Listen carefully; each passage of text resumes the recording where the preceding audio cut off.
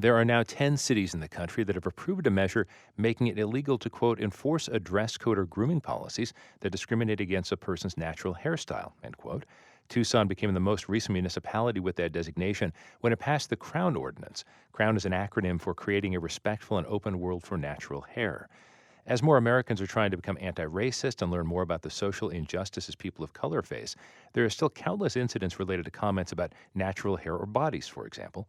To help us put this into perspective, I'm joined by Neil Lester. He is Foundation Professor of English and Founding Director of Project Humanities at ASU. Professor Lester, we've seen this action taken by Tucson. To what extent have we seen any progress nationally on the issue of natural hair and discrimination? Well, I think that since 2019 and the Crown Act, which was Senate Bill 188 passed in California, which the acronym was for Create a Respectful and Open Workplace for Natural Hair, I think we have seen less cases or fewer cases of outright discrimination based on hair.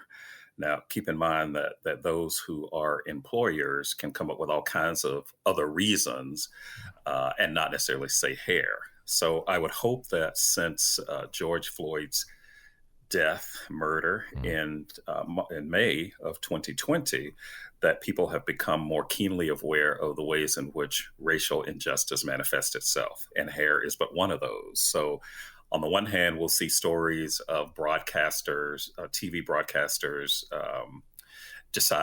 women in particular, deciding to go with their quote unquote natural hair, and then seeing backlash from some of the viewers. So it's still not that accepted, although it's certainly not within the realm of sort of overt discrimination as it has been in the past.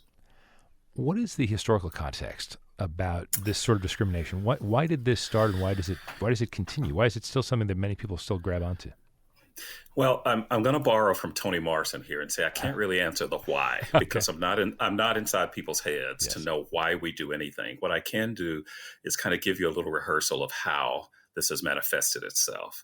I mean, if we want to say more broadly that this is about white supremacy and the ways in which European standards become the standards in the workplace, then we can understand it within the context of that. The why, again, is impossible for me to understand or to even explain. What I can say, however, is I can point to as early as the 18th century, particularly in Louisiana, when we had something called the Tignon, Tignon law, which was essentially policing Black women's hair and their bodies. These were formerly enslaved Black women who were able to buy their freedom. And because they were often of mixed ancestry, became threats to other white women because they were so attractive. So the law was that they would have to cover their heads because that would make them less attractive to white men and less of a threat to white women. And that sort of covering has become what we see now as sort of, these really elaborate, bejeweled, decorative hair dressings that Black women often wear. So there's a history of that. I would say even when we go back to the time of American enslavement, this notion of straight and white and European prevailed even among those who were enslaved. What is it like for someone to, frankly, always have people's eyes on them? That looks different. I'm not accepting that, or I'm uncomfortable with that. What is it like for someone to actually to live through that and try to say, whether it's natural hair or natural body or whatever it may be, to just sort of try to go about your own business, and the rest of the world maybe isn't letting you do that? Look at the stories around us. Why is it, for example, that there's a need to say Black Lives Matter? Yeah. If we had some sort of historical reference where we could actually say that and mean it, then there would be no need for it.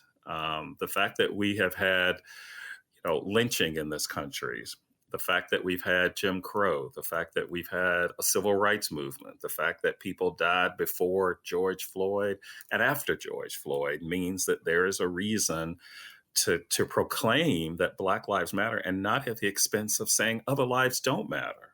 So I think that until we sort of get rid of and I don't know if we'll ever get rid of this, and I don't mean that in some sort of pessimistic way, but more in a realistic way. If we can dismantle white supremacy, then we can address that. But that's a big if, because there's so many systemic things. Beauty standards is but one, education is one, religion is one, the environment is one. All of those things become part of what we call the systemic racism.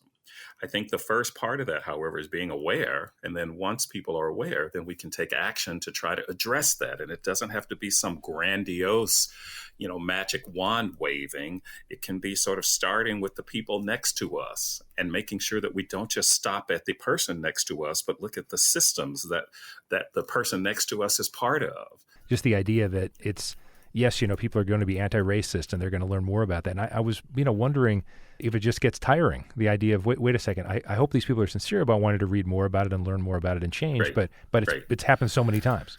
Well, that's what's exhausting, Steve, for those who have been doing this work, both allies and those who are waking up. As a person who's been doing this work for several years in one capacity or another, this is not about virtue signaling, but it's really exhausting. It's frustrating. It's tiresome to recognize that we're not saying anything new. We're just saying it again. And each time that a person of color is being asked to talk about this again, it can, for some, be re-traumatizing. And it is. It's discouraging. But I think that part of the history of Black folks in this country and brown folks is that people haven't just given up. We have not necessarily become that more perfect nation, and that there's always possibility. Over and over again, it feels like it's the same thing. But in a probably analogy that doesn't work, I will continue to try to engage my students in the power of literature, even when some of them don't want to be there, hoping that somewhere down the line they'll say, oh my gosh, I actually see how this is connected to the real world and I better understand. That's where my hope and energy come from, is when I get that student who has been most resistant, who down the line sends me a letter out of nowhere, and I don't remember them until they start telling me that they did not get an A in the class and they hated the class, but they see the value of it now because they understand and see the world differently. And that has happened multiple times. Neil Lester is Foundation Professor of English and Founding Director of Project Humanities at ASU.